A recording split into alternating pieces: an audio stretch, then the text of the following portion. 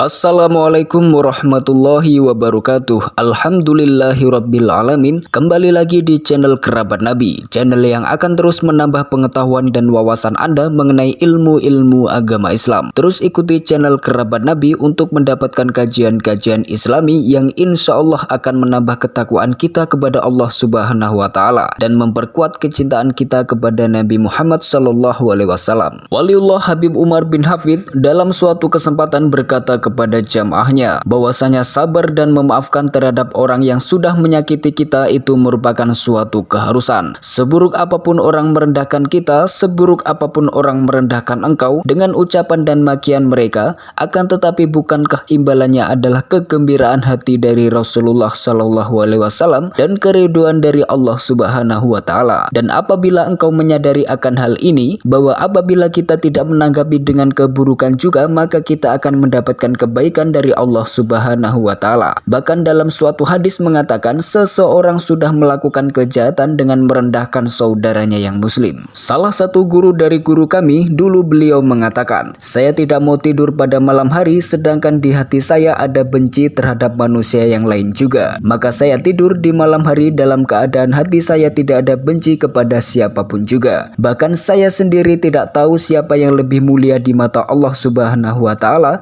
apakah saya atau mereka. Habib Umar bin Hafidz menceritakan suatu kisah tentang Al-Imam Ibrahim bin Adham.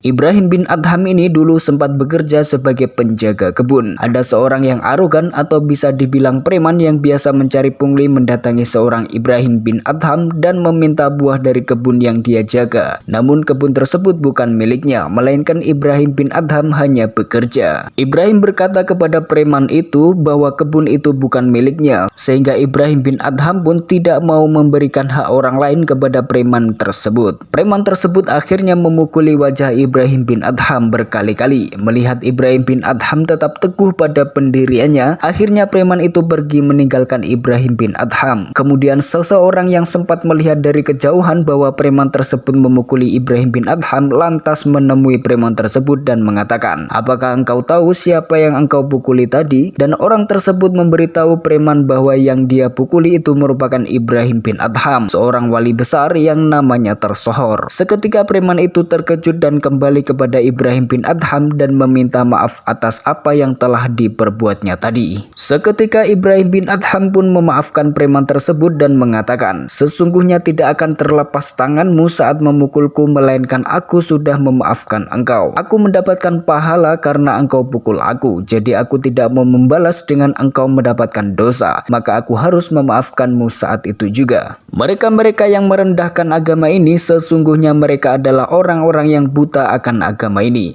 Maka mereka adalah orang-orang yang patut kita kasihani dan kita rahmati orang-orang tersebut karena sudah mendapatkan persepsi yang buruk tentang agama ini. Maka rahmati dan kasihani mereka dan berharap hidayah Allah datang kepada mereka sekalian. Jangan pelit kepada mereka tersebut. Jangan pelit untuk memberikan nasihat kepada mereka, yakni dengan nasihat yang terbungkus dengan kemasan rahmat, kasih sayang, cinta dan ketulusan, akan tetapi juga dengan prinsip dan ketegasan. Barangkali orang tersebut yang kita nasihati lebih banyak terpengaruh dengan nasihat kita lebih dari yang dia dapat daripada pengaruh-pengaruh yang memprovokasi dia untuk melakukan kejahatan atau keburukan penghinaan terhadap Islam tersebut. Dan engkau pun menjadi sebab orang itu mendapatkan hidayah dari Allah Subhanahu wa Ta'ala. Sebab orang yang menyebabkan orang melakukan kebaikan maka akan mendapatkan pahala sebagaimana orang yang mengikuti nasihatnya tanpa mengurangi pahala orang yang diberikan nasihat tersebut.